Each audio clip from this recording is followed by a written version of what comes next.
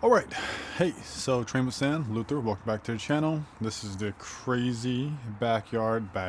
It's the little patio space I have in San Diego, California, that I can let all my weird training stuff, just stay here. From this thing, this is really cool, to a hand builder, ton of kettlebells. Below you have some sandbags. Just got this in here, if you can see that over here. Down here is an axle bar right there. And I've been doing some Zerchers and really having some fun implementing that in the program. Of course, the sandbag, got some electric bikes, a salt bike right over here. If you can see, in that box, we got a dedicated low row lat pull down from Giant. That's gonna be really fun. Look forward to the opinion piece on that. But hey, just wanted to make this video. I think it's my first official video of the new year, and just want to say, hopefully you're getting after it. Hopefully your body feels great and all that other stuff. The start of the new year for me has been hell, to be honest. Tons of health stuff that's made me shift training, shift some directions of what I thought the year was gonna be. And yeah, I just want to share it with you. So yeah, this you will see a lot from here because for the first time since I started personal training, I actually don't have an in-person client anymore. Like I said, I had to take a step back because man, I have some not going to get too much into this. I just have some health issues that I need to address that is going to take me out of the game of doing one-on-one personal training, but it gives me some more time at home so I can, show you guys, educate you guys here from the backyard. So we'll just, try to turn a negative into a positive and, ride this road. So for the first thing, what I want to talk about is if you're running. So right now I'm in a phase of running. I did my first 5K, what was it, like a week ago, and of this year, first 5K this year, and I plan on doing a 5K every month. So it's January, I already knocked out. So 11 more 5Ks for the year, 11 more runs. It could be a minimum of 5K or longer. February 22nd, I have a half marathon that, hey, if everything, stomach holds up and all that, I'm going to make it to Vegas and I'm going to accomplish that. So that's my February race.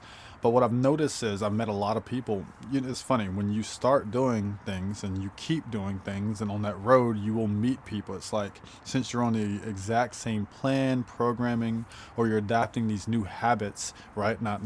I'm not a lifter anymore. I'm a runner. I want to do well at this race. I don't want to feel just completely dead at the end. I want to be in enough great shape where I run 13 point whatever miles. I can have a beer. I can have some pasta with my lady, and I can party with my bro at the end, right? So it's very important to me just to get into shape. So I'm not lifting anymore. So I've been putting more time on the road, which you see the same people and you attract others. And like now I'm talking to runners and all that other stuff. And one thing popped up was like they have no time for strength training. And I believe that because if you don't really know how to strength train in an efficient way, you would feel that you need to spend 3-4 hours in the gym. Nah, 30 to 45 minutes, right? But when you're running, especially if you're running for like a half marathon, those ultra runners, I got a friend James that's in ultra running 50 plus miles. He's doing 3, 4, sometimes 7 hour training sessions.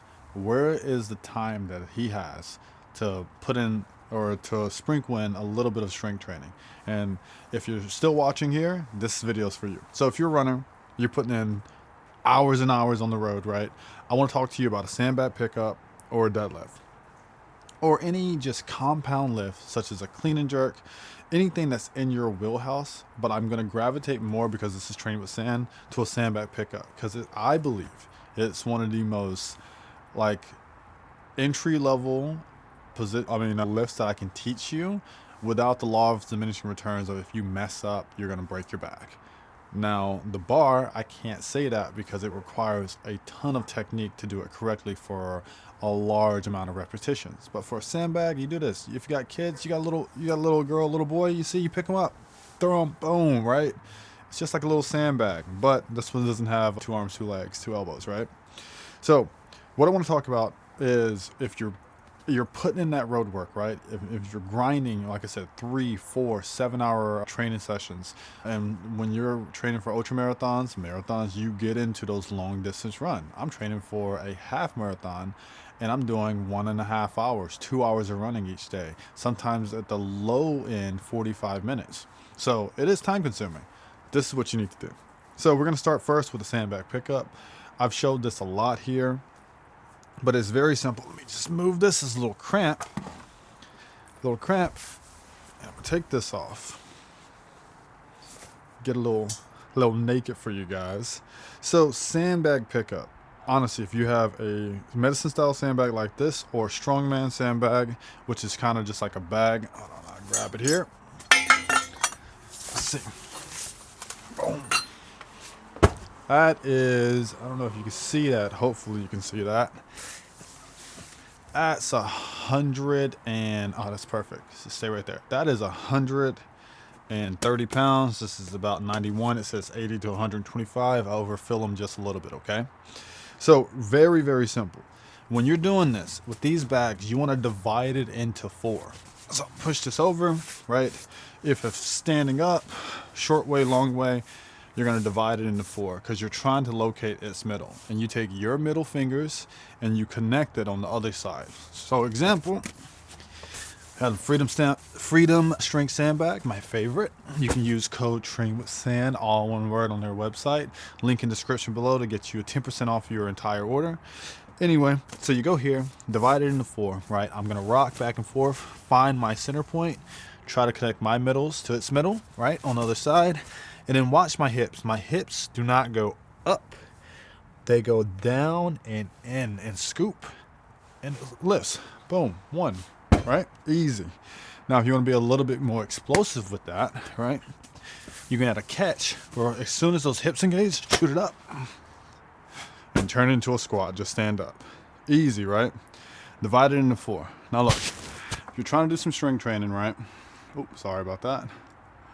You're trying to do some strength training and you're putting in some crazy amount of hours on the road, that one lift, 10 sets of 10, believe me, will crush you and it will benefit you so much because you're working everything, all your upper traps, lower, your lower back, hamstrings, quads, biceps, try all of this. You're working just to get that bag up, but you have to do it multiple times. Repeat, repeat, repeat, repeat.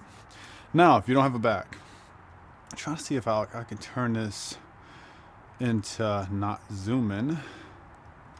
Let's see if I can go here. Disable that. Okay, I'll figure it out another time. But right over there is our axle bar, right? Strongman sandbag pickups, right? Same thing with the Go Ruck bag. Find the middle. Get your hands. Now look, my biceps, my arms, right, are not bent. I'm getting them as long as possible and I'm taking out all that slack. This is not here. Slack is gone. So when I engage the hips, it just come up. Super easy lift, right? Now for this guy, it's 225 on the bar right here.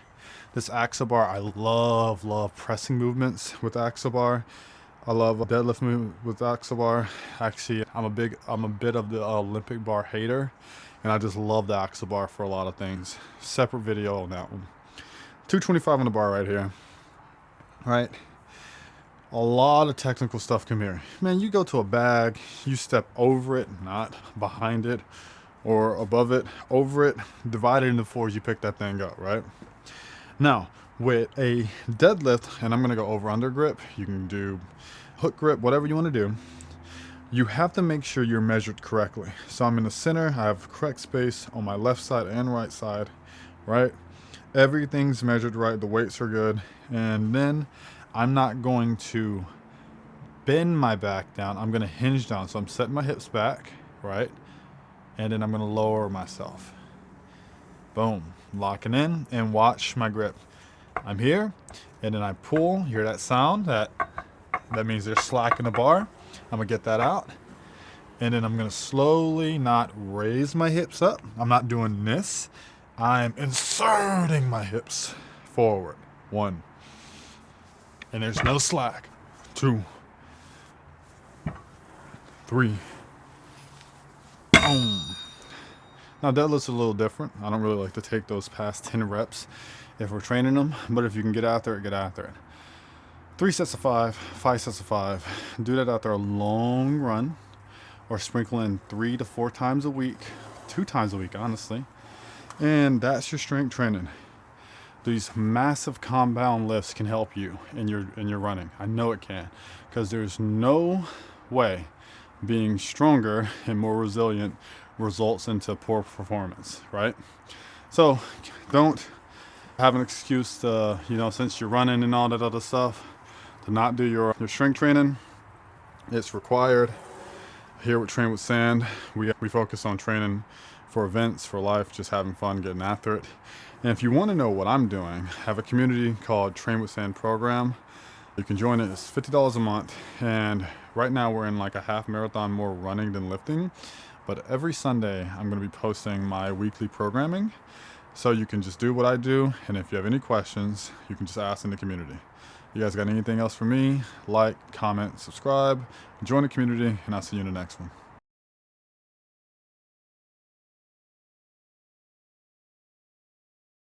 Peace.